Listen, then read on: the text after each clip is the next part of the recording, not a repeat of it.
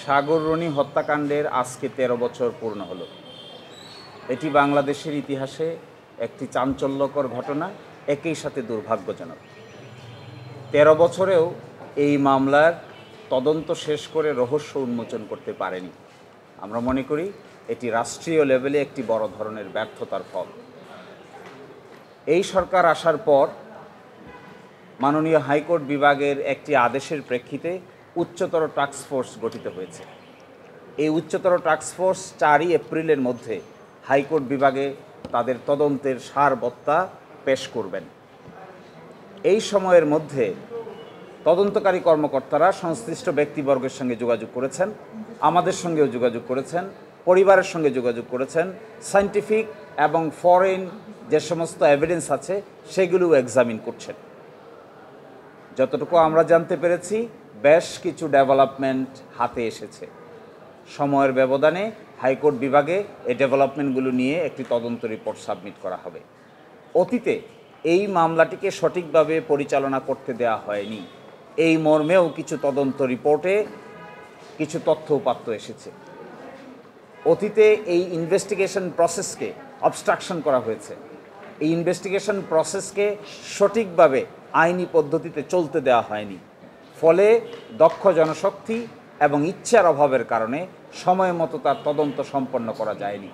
১৩ বছর পরে আজকে এসে প্রশ্ন দাঁড়িয়েছে, এই চ্যালেঞ্জিং জব, কারণ ১৩ বছরে অনেক সাক্ষ্য প্রমাণেই ডিসঅ্যাপিয়ার হয়ে গেছে, হারিয়ে গেছে।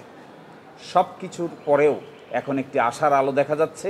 আমরা আশা করি স্বল্পতম সময়ের মধ্যে হাইকোর্ট কর্তৃক নির্ধারিত সময়ের মধ্যেই তদন্তকারী ইফিশিয়েন্ট কর্মকর্তারা একটি গ্রহণযোগ্য এবং সত্যিকার অর্থেই বিচার পরিচালনা করার মতো উপযুক্ত তদন্ত রিপোর্ট আদালতের সামনে দাখিল করবেন, এটি আমরা প্রত্যাশা করি।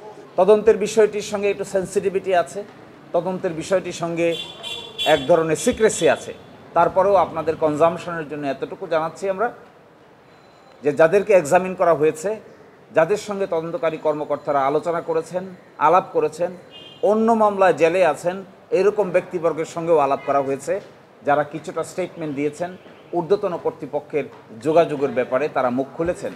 এই সমস্ত বিষয় আদালতে পাবলিক ডকুমেন্ট হওয়ার আগে বর্তমানে সবাইকে জানানোটা আইনগত বাধ্যবাধকতার কারণেই সম্পূর্ণ অংশটুকু আমি বলছি না।